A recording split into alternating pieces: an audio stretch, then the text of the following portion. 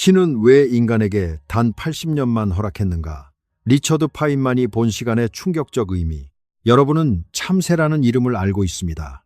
영어로는 스페로라고 부르고 일본어로는 스즈메라고 부릅니다. 세 가지 언어로 새의 이름을 알고 있다면 우리는 그 새를 3배 더 많이 이해하게 된 것일까요? 그렇지 않습니다.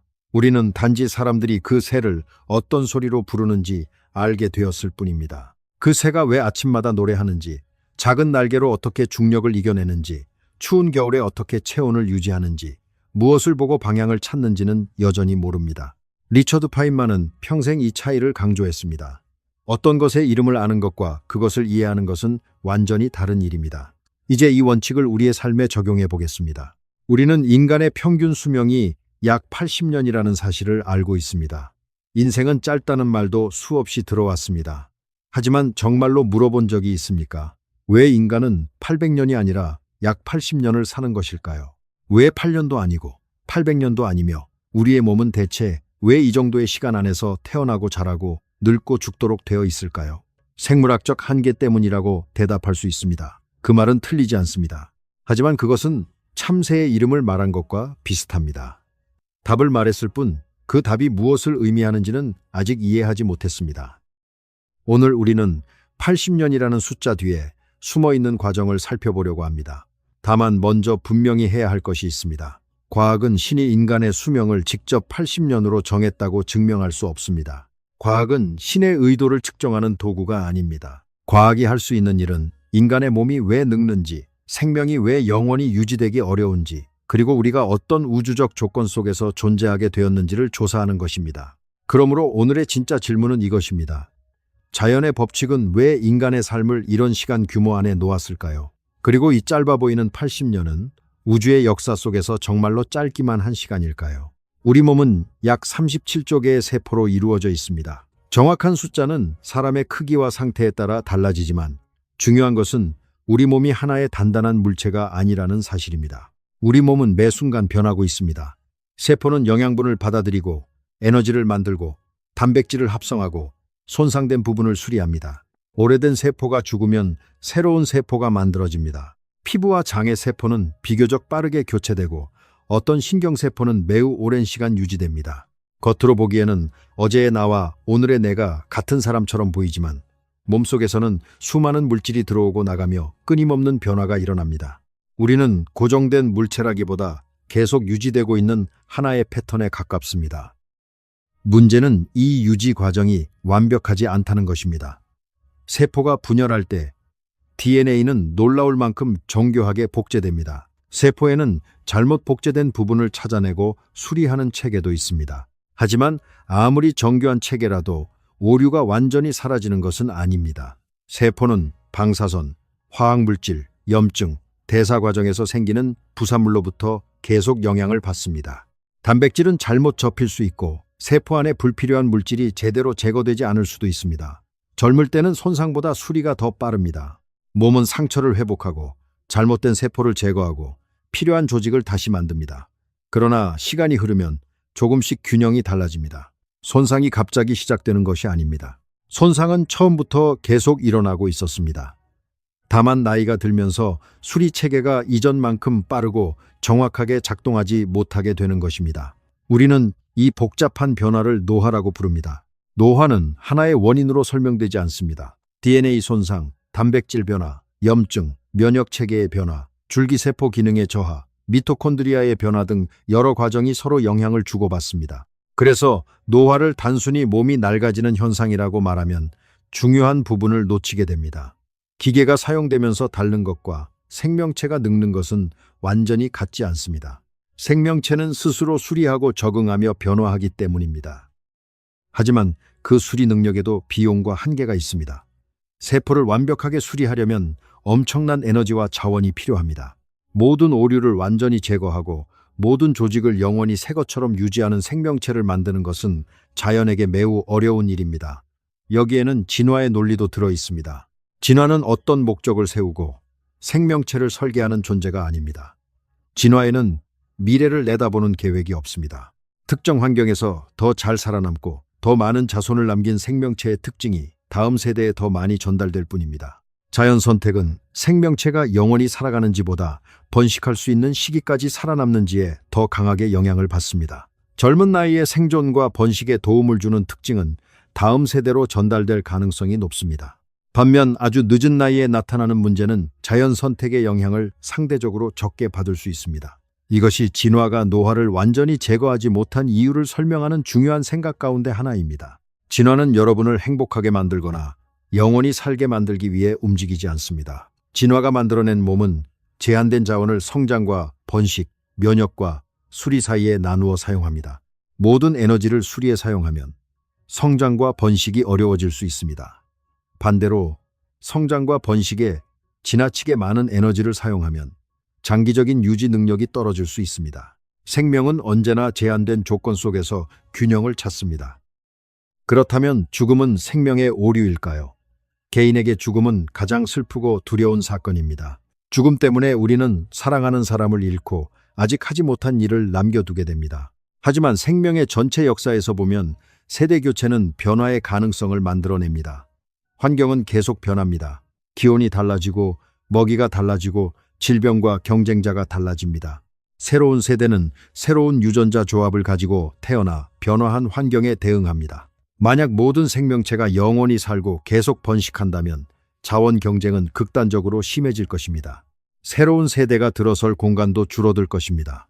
이런 의미에서 죽음은 단순한 고장이라기보다 생명의 지속과 변화가 함께 만들어낸 결과라고 볼 수 있습니다. 그러나 여기까지는 생물학의 설명입니다. 파인만이라면 여기서 멈추지 않았을 것입니다. 그는 이렇게 물었을 것입니다. 좋아, 인간의 몸이 노화하는 이유는 어느 정도 알았다.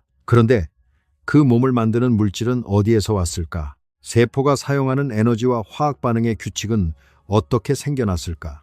이 질문을 따라가면 우리는 몸속의 세포에서 별의 중심으로 이동하게 됩니다.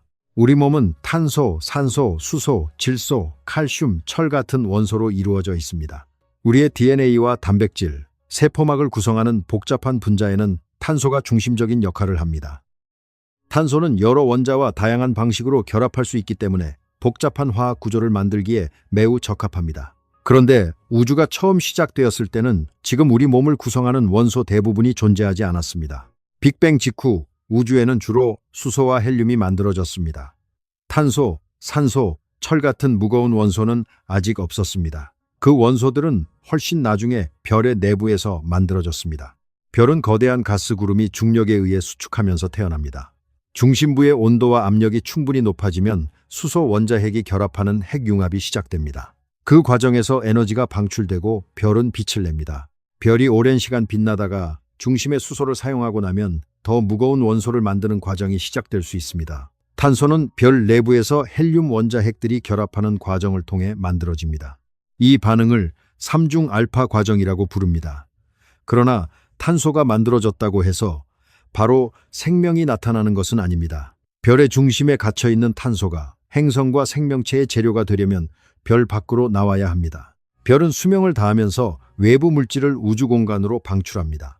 질량이 큰 별은 초신성 폭발을 일으키며 많은 원소를 멀리 퍼뜨립니다. 태양과 비슷한 별도 마지막 단계에서 외부층을 우주로 내보냅니다. 이렇게 흩어진 물질이 다시 가스와 먼지 구름에 섞입니다. 그리고 그 구름이 다시 뭉쳐 새로운 별과 행성을 만듭니다. 우리가 서 있는 지구도 이전 세대 별들이 남긴 물질로 만들어졌습니다. 여러분의 혈액 속 철, 뼈 속 칼슘, 몸속 탄소와 산소는 지구에서 처음 생겨난 것이 아닙니다. 그 원소들은 오래전 별의 내부에서 만들어졌습니다. 우리는 단순히 별을 바라보는 존재가 아닙니다. 우리는 별에서 나온 물질이 다시 모여 별을 바라보고 있는 존재입니다. 이 문장은 아름답게 들리지만 파인만식으로 생각하려면 아름다운 문장에 만족해서는 안 됩니다. 우리는 실제 과정이 무엇인지 물어야 합니다. 어떤 별이 어떤 원소를 만들었는지, 원소가 어떻게 우주에 퍼졌는지, 태양계가 어떻게 형성되었는지, 지구의 환경이 어떻게 변했는지를 조사해야 합니다. 이해란 감동적인 문장을 외우는 것이 아니라 원인과 과정을 연결하는 것입니다. 우리 태양은 약 46억 년 전에 형성되었습니다. 태양 주변의 가스와 먼지가 원반 모양으로 회전하며 뭉쳤고 그 과정에서 지구를 포함한 행성들이 만들어졌습니다. 초기의 지구는 지금과 전혀 다른 모습이었습니다. 뜨겁고 불안정했으며 수많은 충돌과 화산 활동이 일어났습니다. 시간이 흐르면서 지구 표면이 식고 바다가 형성되었습니다. 그리고 약 35억 년보다 더 오래전부터 지구에는 생명체가 존재했던 흔적이 나타납니다. 그러나 생명이 비생명 물질에서 정확히 어떻게 시작되었는지는 아직 완전히 해결되지 않았습니다. 과학자들은 여러 가설을 연구하고 있습니다. 초기 바다나 열수 분출구, 작은 웅덩이, 광물 표면 등 다양한 환경에서 복잡한 유기 분자가 만들어지고 자기 복제와 대사에 가까운 과정이 시작되었을 가능성을 조사합니다. 중요한 것은 모르는 것을 아는 척하지 않는 것입니다. 생명의 기원은 매우 흥미로운 문제지만 아직 완전한 답을 가지고 있지 않습니다. 파인만은 이런 상황에서 모른다는 말을 두려워하지 않았습니다. 모른다는 것은 실패가 아닙니다. 무엇을 알고 무엇을 모르는지 정확히 구분하는 것이 과학의 시작입니다. 생명이 시작된 뒤에도 인간이 바로 나타난 것은 아닙니다. 초기 생명은 오랜 시간 동안 단순한 형태로 존재했습니다. 복잡한 세포가 나타나고 여러 세포가 협력하는 생명체가 등장하고 바다와 육지에서 수많은 생물이 진화하기까지 수십억 년이 걸렸습니다. 눈, 날개, 뇌, 손, 언어는 어느 날 갑자기 완성된 것이 아닙니다. 작은 변화가 세대를 거치며 쌓였고 살아남은 형태가 다시 새로운 변화의 출발점이 되었습니다. 인간의 80년은 이 수십억 년의 역사 위에 놓여 있습니다. 우리는 자신의 삶을 태어난 날부터 계산합니다. 그러나 우리를 가능하게 만든 과정은 우리가 태어나기 훨씬 전부터 시작되었습니다. 우주의 탄생, 별의 형성, 원소의 생성, 태양계와 지구의 형성, 생명의 출현과 진화가 없었다면 우리의 첫 호흡도 존재할 수 없었습니다. 이제 시간의 규모를 더 넓혀 보겠습니다. 우주의 현재 나이는 약 138억 년입니다. 이 숫자는 너무 커서 일상적인 감각으로 이해하기 어렵습니다. 100년도 긴 시간처럼 느끼는 인간에게 100억 년은 거의 의미를 잃어버리는 숫자입니다. 그래서 하나의 사고 실험을 해보겠습니다.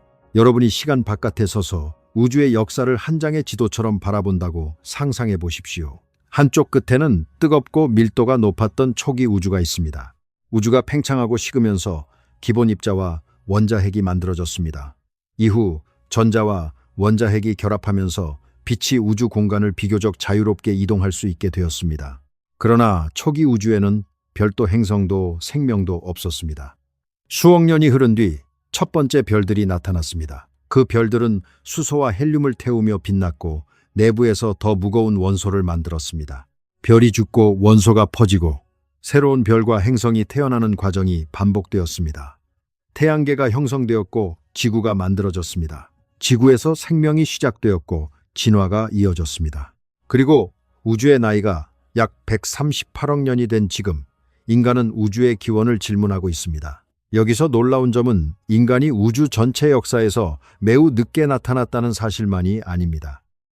어떤 관점에서는 우리는 놀라울 정도로 이른 시기에 존재할 수도 있습니다. 현재의 물리학에 따르면 별이 계속 존재하는 시대는 앞으로도 매우 오랫동안 이어질 수 있습니다. 질량이 작은 적색 외성은 태양보다 훨씬 오래 빛날 수 있습니다. 새로운 별이 만들어지는 시대가 끝난 뒤에도 우주는 상상하기 어려울 정도로 긴 미래를 가질 수 있습니다.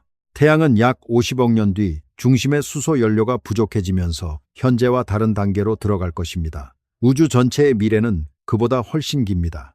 별이 태어나고 빛나는 항성 시대가 끝나면 백색 외성, 중성자별, 갈색 외성과 같은 천체가 남는 시대가 올 수 있습니다. 새로운 별의 탄생은 거의 멈추고 기존 천체는 천천히 식어갈 것입니다. 더 먼 미래에는 블랙홀이 중요한 천체로 남을 수 있습니다. 블랙홀조차 영원하지 않을 가능성이 있습니다. 호킹 복사에 따르면 블랙홀은 극도로 긴 시간 동안 조금씩 에너지를 잃고 결국 증발할 수 있습니다. 그 이후 우주는 매우 차갑고 어두우며 희박한 상태로 향할 수 있습니다. 정확한 미래는 우주의 팽창 방식, 암흑에너지의 성질, 양성자의 안정성 등 아직 완전히 알지 못하는 조건에 따라 달라질 수 있습니다. 그러나 한 가지 중요한 생각은 분명합니다. 별빛과 복잡한 화학, 풍부한 에너지 흐름이 존재하는 현재의 우주는 영원한 배경이 아닐 수 있습니다. 우주에도 계절이 있습니다. 물론 우주가 봄과 겨울을 실제로 가진다는 뜻은 아닙니다. 이것은 비유입니다. 지금은 별이 빛나고 행성이 에너지를 받고 복잡한 구조가 만들어질 수 있는 시대입니다. 생명은 에너지 차이를 이용합니다. 지구는 태양으로부터 비교적 높은 에너지를 가진 빛을 받고 더 낮은 에너지의 적외선을 우주로 방출합니다. 이 에너지 흐름 사이에서 식물이 광합성을 하고 먹이 사슬이 만들어지며 생명체는 몸의 질서를 유지합니다. 우리 몸도 마찬가지입니다. 우리는 음식을 먹고 산소를 사용합니다. 영양분의 화학 에너지를 이용해 움직이고 생각하고 체온을 유지합니다. 그리고 열과 부산물을 밖으로 내보냅니다. 생명은 아무것도 소비하지 않고 스스로 질서를 유지하지 못합니다. 생명은 주변과 에너지와 물질을 교환하는 열린 체계입니다. 우주 전체에서 에너지가 완전히 고르게 퍼져 더 이상 이용할 수 있는 차이가 없다면 지금과 같은 생명은 유지되기 어렵습니다. 따라서 생명이 가능한 조건은 우주 전체 시간 속에서 제한된 창일 수 있습니다. 여기서 80년의 의미가 달라집니다. 우리는 보통 자신의 삶을 우주의 138억 년과 비교합니다. 138억 년 가운데 80년이라고 생각하면 인간의 삶은 거의 아무것도 아닌 것처럼 보입니다. 하지만 이것은 반드시 올바른 비교는 아닙니다. 사람의 키를 은하의 크기와 비교하면 너무 작습니다. 그러나 사람의 키가 의미 없다는 뜻은 아닙니다. 심장 박동의 시간을 산의 나이와 비교하면 너무 짧습니다. 그러나 그 박동이 없다면 우리는 살 수 없습니다. 무엇이 길고 짧은지는 비교 대상에 따라 달라집니다. 80년을 무한과 비교하면 당연히 짧습니다. 그러나 우리가 실제로 경험하고 배우고 관계를 만들 수 있는 시간으로 보면 80년은 매우 많은 가능성을 담고 있습니다. 한 사람은 80년 동안 수십억 번 심장을 뛰게 할 수 있습니다. 수만 번의 아침을 맞고 수많은 사람을 만나고 생각을 바꾸고 잘못을 수정할 수 있습니다. 하나의 질문을 평생 탐구할 수도 있고 한 사람을 오랫동안 사랑할 수도 있습니다. 우주의 크기와 비교해 인간이 작다는 사실은 인간의 삶이 무의미하다는 뜻이 아닙니다. 크기와 의미는 같은 것이 아닙니다. 시간의 길이와 경험의 깊이도 같은 것이 아닙니다. 우리에게 실제로 중요한 것은 단순히 몇 년을 살았는지가 아닙니다. 그 시간 동안 무엇을 보았고 무엇을 이해했으며 어떤 선택을 했는지가 중요합니다. 우리는 시간이 없다고 자주 말합니다. 하지만 때로는 시간이 없는 것이 아니라 주의력이 흩어져 있는 것입니다. 하루는 누구에게나 비슷한 길이로 주어집니다. 그러나 같은 하루를 경험하는 방식은 사람마다 다릅니다. 자동적으로 반복되는 하루는 빠르게 사라집니다. 익숙한 길을 걷고 익숙한 화면을 보고 익숙한 생각만 반복하면 우리는 그 시간을 살았지만 거의 기억하지 못할 수 있습니다. 반대로 짧은 순간이라도 깊이 바라보면 오래 기억됩니다. 처음 바다를 보았던 날, 사랑하는 사람과 나눈 중요한 대화, 오랫동안 믿었던 생각이 틀렸다는 것을 깨달은 순간은 짧지만 삶의 방향을 바꿀 수 있습니다. 그래서 유한한 삶을 이해한다는 것은 매 순간을 불안하게 붙잡으라는 뜻이 아닙니다. 오늘이 마지막 날인 것처럼 무조건 모든 것을 버리고 충동적으로 행동하라는 말도 아닙니다. 우리는 내일을 준비해야 합니다. 건강을 돌보고 약속을 지키고 장기적인 계획을 세워야 합니다. 하지만 미래가 영원히 보장된 것처럼 중요한 일을 계속 미루는 태도도 정직하지 않습니다. 합리적인 태도는 오늘을 사용하면서 내일을 준비하는 것입니다. 현재의 기쁨을 느끼면서 미래의 결과도 생각하는 것입니다. 사랑하는 사람이 있다면 마음을 표현해야 합니다. 궁금한 것이 있다면 질문해야 합니다. 자신이 틀렸다는 증거를 발견했다면 생각을 수정해야 합니다.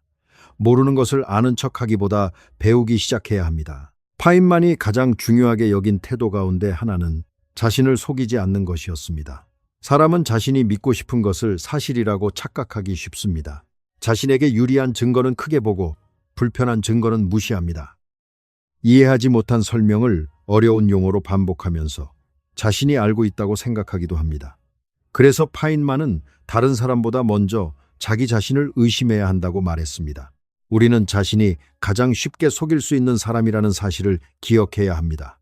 이 태도는 과학 연구뿐 아니라 삶에도 필요합니다. 우리는 돈이 많아지면 반드시 행복해질 것이라고 믿을 수 있습니다. 다른 사람의 인정을 받으면 불안이 사라질 것이라고 생각할 수 있습니다. 바빠서 가족과 대화하지 못한다고 말하지만 실제로는 불편한 대화를 피하고 있을 수도 있습니다.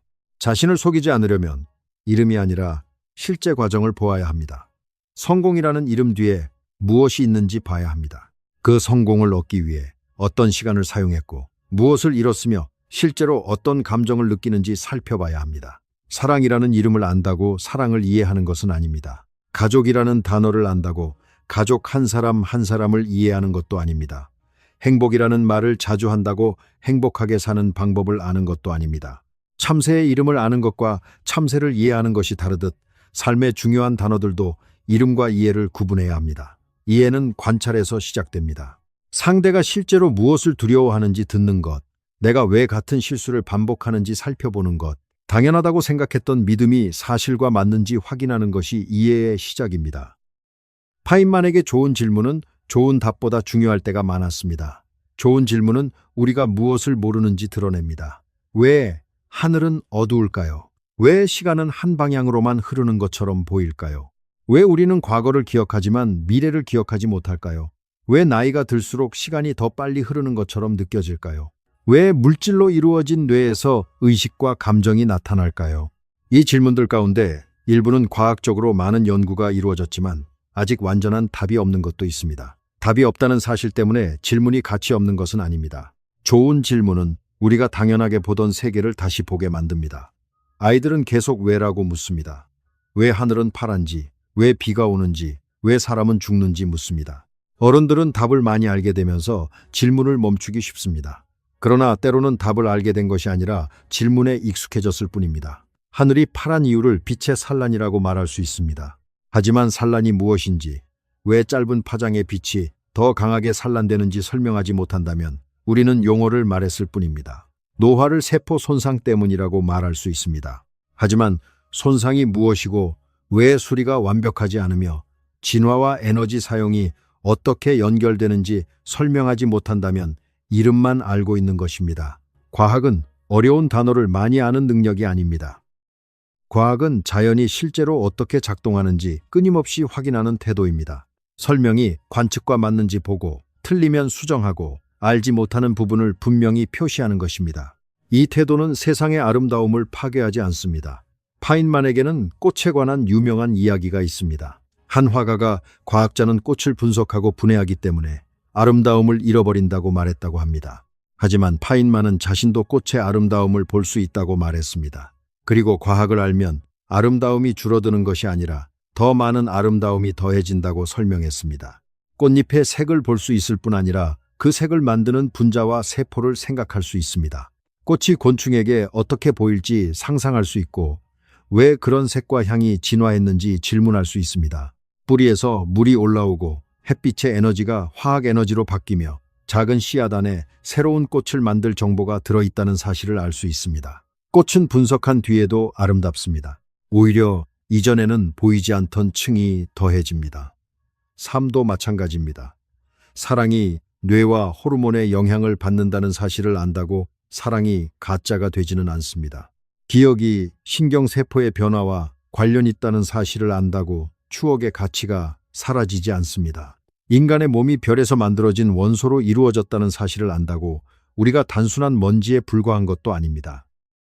물질이 특정한 방식으로 조직되어 자신과 우주를 질문하는 존재가 되었다는 사실이 더 놀라운 것입니다. 우리는 80년이 짧다고 생각합니다. 실제로 한 사람의 삶은 많은 일을 하기에는 짧을 수 있습니다. 모든 책을 읽을 수 없고 모든 장소를 방문할 수 없으며 모든 질문의 답을 찾을 수도 없습니다.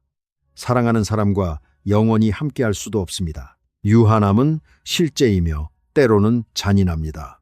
과학적 설명이 죽음의 슬픔을 없애주지는 않습니다. 누군가를 잃었을 때 별과 원소의 이야기를 듣는다고 그리움이 사라지는 것은 아닙니다. 그러나 이해는 우리가 가진 시간이 어떤 조건 위에 놓여 있었는지를 보여줄 수 있습니다. 한 사람이 존재하기 위해서는 수많은 조건이 필요했습니다. 별이 원소를 만들고 지구가 오랫동안 안정된 환경을 유지하고 생명이 수십억 년 진화하고 수많은 조상이 살아남아 다음 세대를 남겨야 했습니다. 그 긴 사슬 속에서 한 사람이 태어납니다. 그 사람은 웃고 질문하고 다른 사람을 사랑하고 기억을 남깁니다. 그 삶이 영원하지 않다고 해서 없었던 일이 되는 것은 아닙니다. 짧은 음악도 실제 음악입니다. 잠시 나타났다 사라지는 무지개도 아름답습니다. 가치가 있으려면 반드시 영원해야 한다는 법칙은 없습니다. 오히려 사라질 수 있기 때문에 우리는 더 주의 깊게 바라봅니다. 하지만 유한함을 이용해 사람을 불안하게 만드는 주장에는 주의해야 합니다. 시간이 얼마 없으니 당장 무엇을 사야 한다거나 특정한 비밀을 믿어야만 인생이 바뀐다는 주장은 파인만식 사고와 반대됩니다.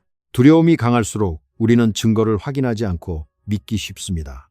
과학적 태도는 불안을 자극하는 말보다 실제 근거를 요구합니다. 누가 말했다는 이유만으로 사실이 되지 않습니다. 유명한 과학자의 이름을 붙였다고 해서 과학적인 주장도 아닙니다. 파인만이 실제로 하지 않은 말을 파인만의 명언처럼 사용하는 것도 경계해야 합니다. 중요한 것은 권위가 아니라 내용입니다. 그 주장이 관측과 논리에 맞는지, 반박할 수 있는지, 다른 설명보다 더 정확한지를 봐야 합니다. 오늘의 제목은 신이 인간에게 단 80년만 허락했다고 말합니다. 이 문장은 강한 질문을 만들지만 과학적으로 증명된 사실은 아닙니다. 신이 인간의 수명을 왜 이렇게 정했는지는 과학이 대답할 수 있는 영역이 아닙니다. 우리가 확인할 수 있는 것은 자연의 법칙과 생명의 역사 속에서 인간의 수명이 어떻게 나타났는가입니다. 인간의 평균 수명도 정확히 80년으로 고정되어 있지 않습니다. 시대와 나라, 생활 환경, 의료, 영양, 개인의 유전적 조건에 따라 달라집니다. 어떤 사람은 매우 짧게 살고 어떤 사람은 100년을 넘게 삽니다. 따라서 80이라는 숫자 자체에 우주적 암호가 들어있다고 말할 근거는 없습니다. 그럼에도 이 질문은 가치가 있습니다. 왜냐하면 이 질문이 우리를 숫자 뒤의 과정으로 이끌기 때문입니다. 우리는 세포가 왜 손상되는지, 수리가 왜 완벽하지 않은지, 진화가 왜 영원한 생명을 만들지 않았는지 생각하게 됩니다. 우리 몸의 원소가 별에서 왔다는 사실과 생명이 가능한 우주의 시대가 영원하지 않을 수 있다는 사실을 보게 됩니다. 그 결과 80년은 단순히 짧은 숫자가 아니라 매우 긴 준비 과정 끝에 가능해진 시간으로 보이기 시작합니다. 우주가 인간을 위해 만들어졌다고 말할 필요는 없습니다. 우주의 목적을 증명하지 못해도 현실은 충분히 놀랍습니다. 아무런 보장도 없는 자연의 과정 속에서 물질이 복잡해지고 생명이 나타났습니다. 생명은 감각과 기억을 만들었고 마침내 우주가 어디에서 왔는지를 질문하는 존재가 나타났습니다. 우리는 우주와 분리된 관찰자가 아닙니다. 우주의 일부가 우주의 다른 부분을 관찰하고 있는 것입니다. 우리 눈으로 들어오는 별빛은 수년, 수백 년, 수천 년 동안 우주를 여행해 왔습니다. 우리 뇌는 그 빛을 받아 별의 온도와 거리와 구성 성분을 추론합니다. 별 내부에서 만들어진 원소로 구성된 뇌가 다시 별의 내부를 이해하려고 합니다. 이것은 신비한 표현이 아니라 실제 물리적 과정입니다. 그리고 그 사실만으로도 충분히 경이롭습니다. 그렇다면 우리는 남은 시간을 어떻게 살아야 할까요? 과학은 개인에게 하나의 정답을 명령하지 않습니다. 어떤 직업을 선택해야 하는지, 누구와 사랑해야 하는지, 어떤 삶이 가장 가치 있는지를 물리 법칙만으로 결정할 수는 없습니다. 그러나 과학적 태도는 선택하는 방법을 도와줄 수 있습니다. 사실과 희망을 구분하고 자신의 믿음을 의심하고 결과를 관찰하며 틀렸을 때 수정하는 것입니다. 인생에서도 작은 실험을 할 수 있습니다. 어떤 습관이 몸을 더 건강하게 만드는지 기록할 수 있습니다. 어떤 방식으로 대화했을 때 관계가 좋아지는지 관찰할 수 있습니다. 무엇을 할 때 시간이 의미 있게 느껴지는지 살펴볼 수 있습니다. 다른 사람의 성공 공식을 그대로 믿기보다 자신의 현실에서 확인할 수 있습니다. 이것이 모든 일을 차갑게 계산하라는 뜻은 아닙니다. 감정도 중요한 정보입니다. 슬픔, 기쁨, 두려움, 사랑은 우리의 선택과 관계를 이해하는 데 필요한 경험입니다. 다만 감정이 강하다는 이유만으로 외부 세계에 대한 주장이 사실이 되는 것은 아닙니다. 두려움을 느낀다고 실제 위험이 반드시 큰 것은 아니며 확신을 느낀다고 생각이 반드시 옳은 것도 아닙니다. 느낌을 존중하면서도 사실을 확인해야 합니다. 여러분의 삶이 정확히 얼마나 남았는지는 아무도 모릅니다. 그래서 우리는 두 가지 오류를 피해야 합니다. 첫 번째 오류는 시간이 무한히 남아있다고 생각하며 중요한 일을 계속 미루는 것입니다. 두 번째 오류는 시간이 너무 짧다고 생각해 모든 것을 포기하거나 조급하게 사는 것입니다. 유한함은 포기의 이유가 아니라 선택의 기준입니다. 모든 것을 할 수 없기 때문에 무엇을 할지 정해야 합니다. 모든 사람에게 인정받을 수 없기 때문에 누구와 깊은 관계를 맺을지 선택해야 합니다. 모든 질문에 답할 수 없기 때문에 어떤 질문을 끝까지 탐구할지 선택해야 합니다. 중요하지 않은 일을 완전히 없앨 수는 없습니다. 우리는 청소하고 기다리고 서류를 처리하고 반복적인 일을 해야 합니다. 삶은 위대한 순간만으로 이루어지지 않습니다. 그러나 평범한 일 속에서도 주의를 기울일 수 있습니다. 식사를 하면서 맛을 느끼고, 걷는 동안 몸의 움직임을 느끼고, 익숙한 사람의 말을 처음 듣는 것처럼 들을 수 있습니다. 주의 깊게 산다는 것은 매 순간 감동해야 한다는 뜻이 아닙니다. 자동으로 흘러가던 시간을 조금 더 실제로 경험한다는 뜻입니다. 나이가 들수록 시간이 빨라지는 것처럼 느껴진다는 말이 있습니다. 그 이유는 하나로 확정하기 어렵지만 기억과 주의가 관련될 수 있습니다. 어린 시절에는 많은 경험이 새롭습니다. 새로운 장소, 새로운 사람, 새로운 기술을 경험하면서 기억에 다양한 흔적이 남습니다. 나이가 들면서 하루가 비슷하게 반복되면 기억에 남는 차이가 줄어들 수 있습니다. 돌아보았을 때 시간이 빠르게 지나간 것처럼 느껴질 수 있습니다. 그렇다면 시간을 느리게 만드는 방법은 시계를 늦추는 것이 아닙니다. 새로운 것을 배우고 익숙한 것을 자세히 관찰하고 기억에 남을 경험을 만드는 것입니다. 큰 여행을 해야만 하는 것은 아닙니다. 새로운 책을 읽고 다른 길로 걷고 오래된 질문을 다시 생각하는 것만으로도 하루는 달라질 수 있습니다. 호기심은 어린아이에게만 필요한 것이 아닙니다. 나이가 들수록 호기심은 더욱 중요할 수 있습니다. 이미 세상을 다 안다고 생각하는 순간 세계는 평평해집니다. 하지만 익숙한 컵 하나에도 질문이 있습니다. 유리는 왜 투명할까요? 뜨거운 물은 왜 식을까요? 커피 향은 어떻게 코에 도달할까요? 기억은 왜 특정한 향과 함께 돌아올까요? 하나의 평범한 물건도 충분히 깊이 들어가면 물리학, 화학, 생물학과 기억의 문제로 이어집니다. 세계가 지루한 것이 아닙니다. 우리가 너무 빨리 이름표를 붙이고 지나갈 뿐입니다. 파인만의 가장 큰 매력은 천재적인 계산 능력만이 아니었습니다. 그는 세계를 이미 알고 있는 것처럼 대하지 않았습니다. 그는 모르는 것을 발견할 때 기뻐했습니다. 모른다는 사실은 부끄러운 구멍이 아니라 탐험할 공간이었습니다. 우리도 그렇게 살 수 있습니다. 모든 답을 가진 사람이 될 필요는 없습니다. 오늘보다 조금 더 정확하게 질문하는 사람이 되면 됩니다. 어제 믿었던 것이 틀렸다는 사실을 알게 되면 실패가 아닙니다. 현실에 더 가까워진 것입니다. 생각을 바꾸는 것은 약함이 아닙니다. 새로운 증거에 따라 생각을 수정할 수 있는 능력은 지성의 핵심입니다. 우리는 처음에 인간에게 왜 단 80년만 주어졌는지 물었습니다. 이제 더 정직한 답을 할 수 있습니다. 누군가가 왜 정확히 80년을 선택했는지는 알 수 없습니다. 그리고 인간의 수명이 정확히 80년으로 고정되어 있는 것도 아닙니다. 그러나 인간의 삶이 유한한 이유는 몸이 에너지와 물질을 사용하며 유지되는 생명체이기 때문입니다. 세포의 손상과 수리에는 한계가 있고 진화는 영원한 개체보다 번식과 적응에 유리한 특징을 남겨왔습니다. 우리 몸의 재료는 별의 긴 역사 속에서 만들어졌고 생명이 출현하고 인간이 진화하기까지 수십억 년이 필요했습니다. 우리는 별빛과 복잡한 화학이 가능한 우주의 특별한 시대에 살고 있습니다. 이 관점에서 보면 80년은 단순히 부족한 시간이 아닙니다. 그것은 우주가 수십억 년 동안 준비한 물질이 잠시 깨어나 세계를 경험하는 시간입니다. 우리가 이 시간을 완벽하게 살아야 한다는 뜻은 아닙니다. 완벽한 삶은 존재하지 않습니다. 우리는 시간을 낭비하고 잘못 선택하고 중요한 말을 늦게 깨닫습니다. 그러나 수정할 수 있습니다. 살아있다는 것은 아직 관찰하고 배우고 방향을 바꿀 수 있다는 뜻입니다. 오늘 한 번 더 질문할 수 있습니다. 한 사람의 말을 조금 더 주의 깊게 들을 수 있습니다. 잘못된 믿음 하나를 내려놓을 수 있습니다. 오랫동안 미뤄둔 일을 아주 작게 시작할 수 있습니다. 그 작은 변화가 우주의 역사에서는 보이지 않을지 모릅니다. 그러나 여러분의 삶에서는 실제 차이를 만듭니다. 크다고 해서 반드시 중요한 것은 아닙니다. 작다고 해서 반드시 의미 없는 것도 아닙니다. 원자는 작지만 여러분의 몸을 만듭니다. 짧은 문장이 한 사람을 살릴 수 있습니다. 몇 분의 대화가 오랜 오해를 끝낼 수 있습니다. 한 번의 질문이 평생의 연구를 시작하게 만들 수 있습니다. 우리는 우주에서 매우 작은 존재입니다. 그러나 작다는 사실과 가치가 없다는 말은 전혀 다릅니다. 우주의 크기는 인간의 의미를 측정하는 자가 아닙니다. 의미는 우리가 관계를 맺고 고통을 줄이고 이해를 넓히며 선택에 책임지는 과정에서 만들어집니다. 과학은 삶의 의미를 완성된 문장으로 제공하지 않습니다. 하지만 거짓된 의미를 의심하게 하고 실제 세계의 놀라움을 더 정확히 보게 해줍니다. 이해가 깊어진다고 세계가 차가워지는 것은 아닙니다. 별이 핵융합으로 빛난다는 사실을 알아도 밤하늘은 여전히 아름답습니다. 무지개가 빛의 굴절과 반사로 만들어진다는 사실을 알아도 무지개는 사라지지 않습니다.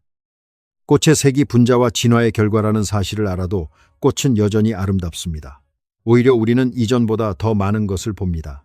이해는 아름다움을 빼앗지 않습니다. 이해는 아름다움에 새로운 층을 더합니다. 인생도 마찬가지입니다. 80년을 세포와 별과 우주의 관점에서 살펴본다고 삶의 따뜻함이 사라지지 않습니다. 오히려 평범한 하루가 얼마나 많은 조건 위에 놓여 있는지 보게 됩니다. 오늘 마신 물 한 잔, 들이마신 공기, 창문으로 들어온 햇빛, 옆 사람의 목소리가 더 이상 완전히 당연한 것이 아니게 됩니다. 경이로움은 모르는 데서만 생기지 않습니다. 제대로 이해할수록 더 깊은 경이로움이 생길 수 있습니다. 여러분이 오늘까지 당연하다고 생각했지만 한 번도 제대로 질문하지 않았던 것은 무엇입니까? 왜 우리는 꿈을 꿀까요? 왜 시간은 되돌아가지 않을까요? 왜 기억은 변할까요? 왜 우주는 존재할까요? 왜 우리는 다른 사람의 마음을 완전히 알 수 없을까요? 질문이 크든 작든 상관없습니다. 좋은 질문은 우리가 이미 안다고 착각하는 세계의 틈을 만듭니다. 그 틈을 통해 새로운 이해가 들어옵니다. 여러분의 질문을 댓글에 남겨주십시오. 그 질문 가운데 하나를 골라 다음 영상에서 다시 이름 뒤에 숨은 실제 과정을 살펴보겠습니다.